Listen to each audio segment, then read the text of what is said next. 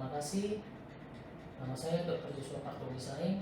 Saat ini saya akan mempresentasikan makalah dalam rangka pemenuhan tugas Magister Hukum di Universitas Internasional Batam dengan topik peran asuransi terhadap malpraktik.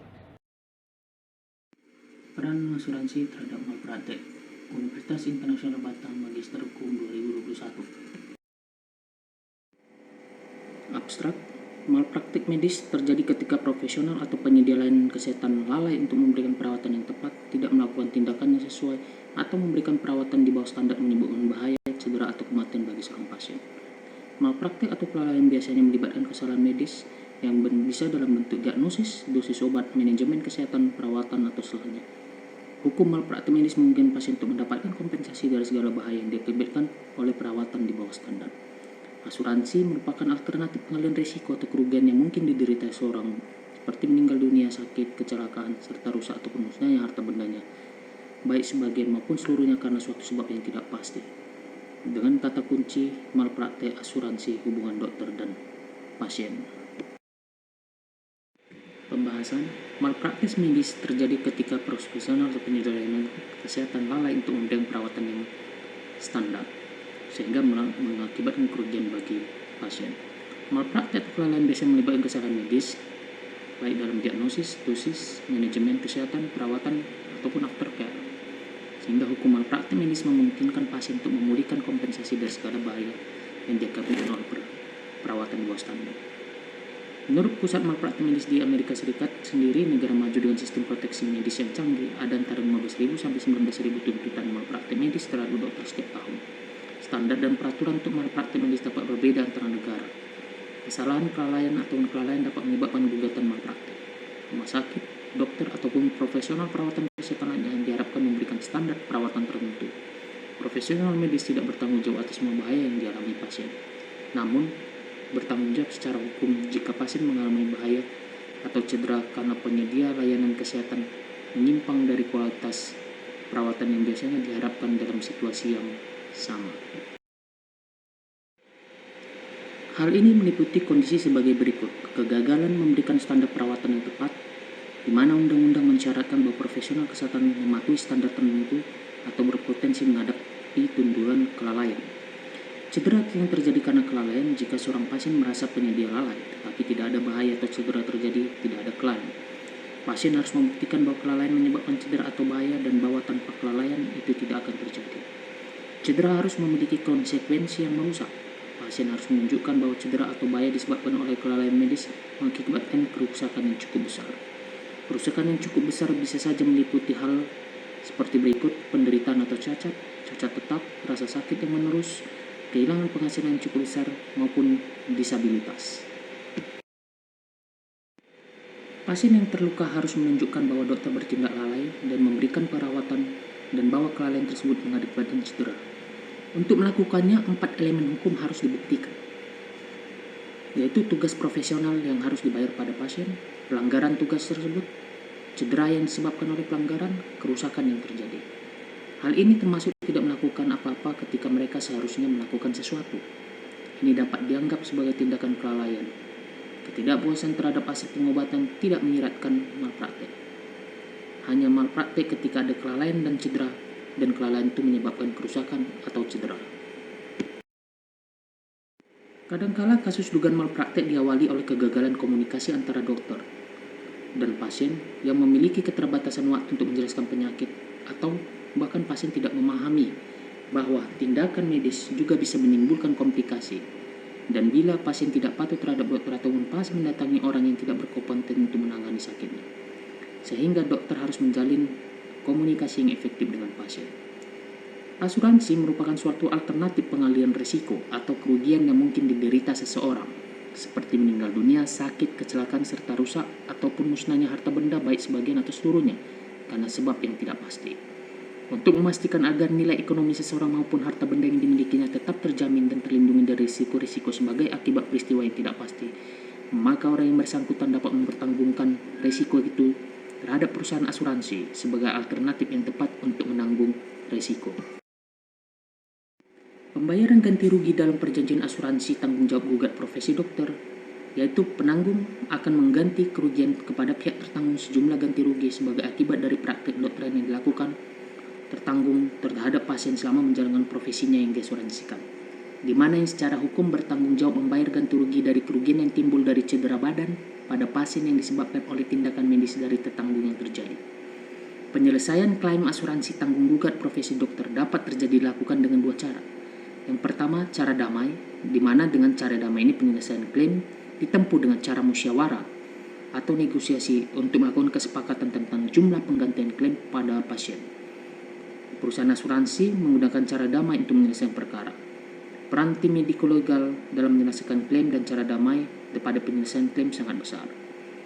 Karena salah satu tugas dari tim mediko-legal yaitu semaksimal mungkin melakukan penyelesaian perkara melalui proses perdamaian atau konsiliasi.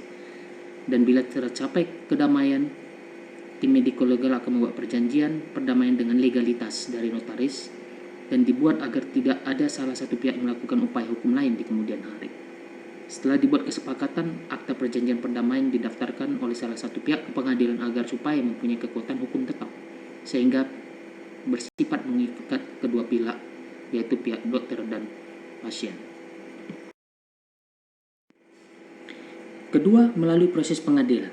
Tentunya melalui proses pengadilan apabila klaim dalam hal proses damai atau musyawarah tidak tercapai mufakat, sehingga ditempuh masing-masing pihak melalui jalur litigasi atau pengadilan dalam mengambil keputusan. Langkah ini biasanya datang dari pihak ketiga atau pasien untuk mengajukan tuntutan kepada tertanggung atau dokter karena merasa tidak puas atas kesepakatan yang ada.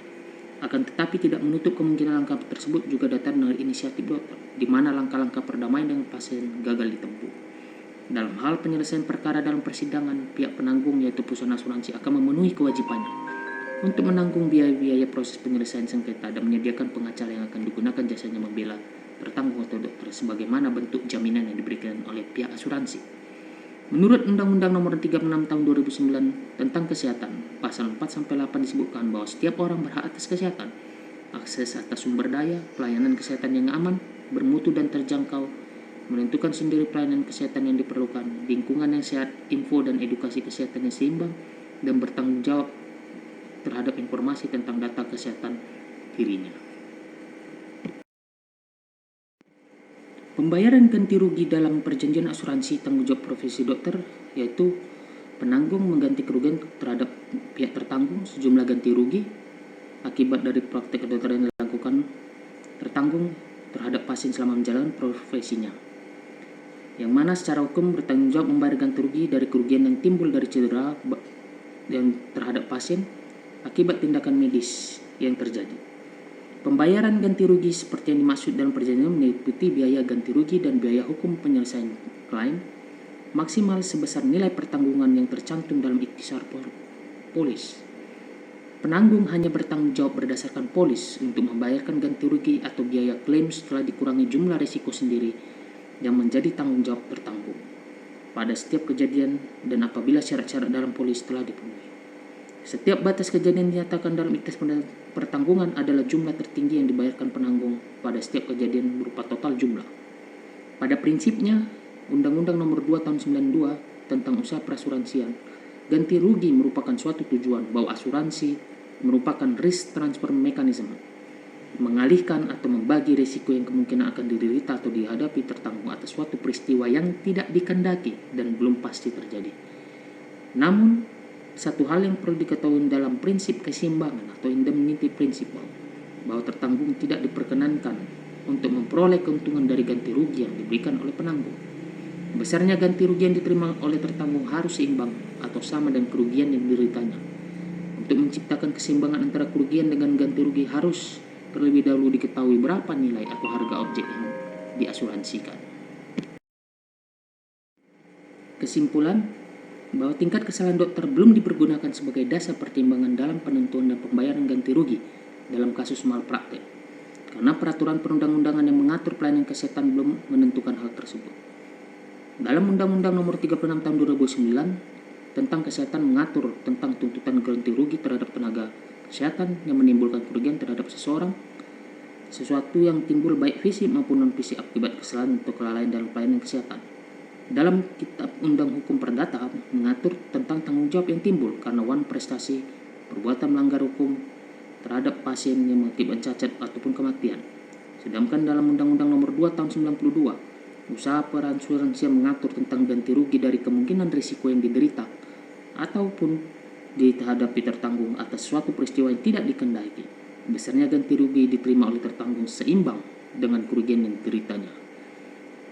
Sehingga untuk menciptakan keseimbangan tentunya antara kerugian dan ganti rugi harus terlebih dahulu diketahui berapa nilai atau harga objek yang diasuransikan. Pengaturan tingkat kesalahan dokter sebagai dasar pertimbangan dalam pembayaran ganti rugi seharusnya dilakukan secara eksplisit dalam Undang-Undang Kesehatan.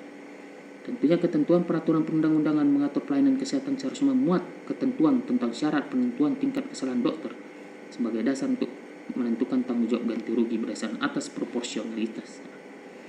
Instrumen itu atau indikator sebagai dasar menentukan tingkat kesalahan berdasarkan tingkat kesalahan itu adalah standar profesi medis dalam melakukan tindakan medis, standar prosedur operasional di lingkungan rumah sakit di mana dokter tersebut bekerja. Demikianlah presentasi ini saya sampaikan. Terima kasih. Demikianlah presentasi yang saya buat, semoga dapat bermanfaat bagi kita.